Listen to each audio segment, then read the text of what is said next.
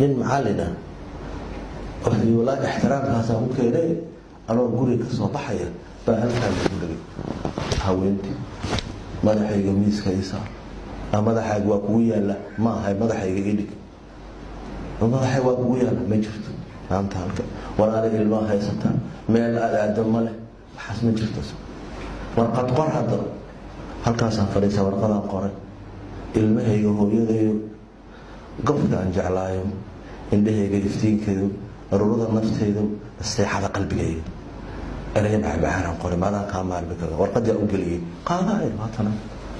isku laaban baxay warqadii xaq tagtay markay ful istiraad a'uudu billaah warqada ma ful kara warqada ma ful karto war maxaa sameeyay hadda hooyadii aada ma ilma hadii ay guursanayaan inta ilmood leh ayadna wareer guriga dhan bedel maanta qurxi iscalaami balkii inuu xogaa soo rujuucay kale telefoon ku wada ma qabto waa bayisi ma qabto telefoonka galabti waqti dheer ma jira ma yimaado waa tahay maanta adduunyada la wareegtay maqribkii baratay yimid markaas ku soo orday joog warqad sama akhrin iska joog warqadaada ma aha warqadana wali ma akhriyaa maqrib la maraya mana aysan akhrin warqad baasti akhris male